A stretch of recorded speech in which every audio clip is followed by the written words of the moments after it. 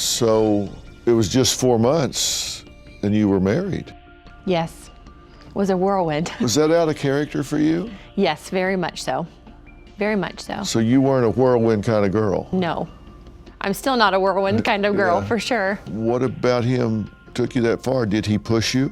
He did not push me. With him, I felt a confidence I had never felt before. And I felt a deep, sincere love, and I had never felt that with another relationship. He was attracted to me. He wanted to, be with me, and I had never had that before, so I think I just clung onto. You got married what month? December of 2011. He has now said that he had murdered a woman. Yes. He had stabbed her to death, right? Yes, as far as I know. You were with a person that has confessed to murdering someone 5, 6 years before then, at that point. Right. Tell me about that. How you feel about it now, looking back on that time of your life. Just complete shock. I can't even believe it, because at the time, I did not see a violent person at all. I didn't see an angry person. I didn't see any tendencies like that in him. So just a few months after you start dating him, you get pregnant. Right. You say right after you got pregnant, you see a different side of him.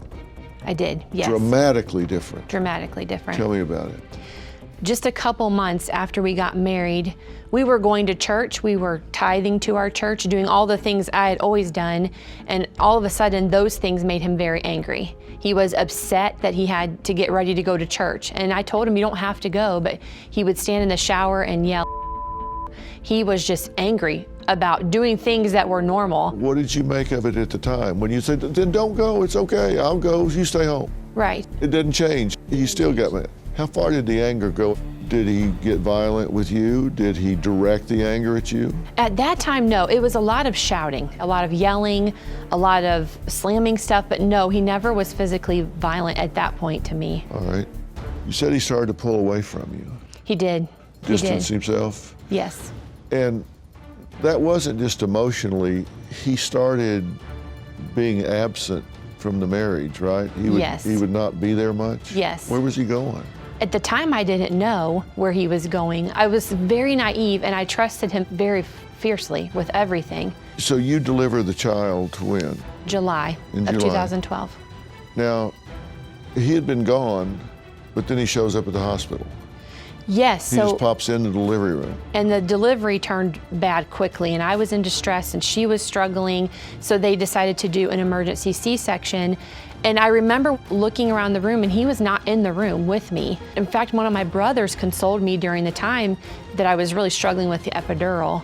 But then, all of a sudden, he was back in the room, and he was in there for the delivery. And then I don't remember him being there the next day. It was just weird. He was in and out a lot. Are you familiar with the term love bomb?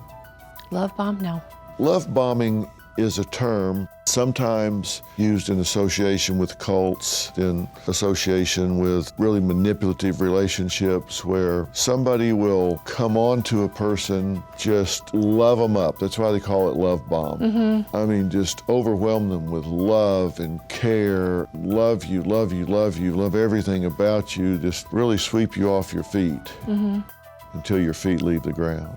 Mm-hmm. And then they flip on you. Yeah. And as soon as they've got you, as soon as you surrender your heart, they turn on you and start to criticize everything you do. They start to take your inventory, criticize you, tear you down in every way to control you and dominate you. Right. Did that happen here? Yeah, explains it perfectly. That's one of the control factors in a cult. They make you feel welcome, welcome, welcome, welcome, and then tear you down where you want it back so bad. Right. And you've lost your identity and you want that acceptance again, and it's a control mechanism. Right. Sounds very much like that's what happened here. I did that, for sure. Now, you kicked him out shortly after your daughter was born. So you'd had enough. What was the trigger?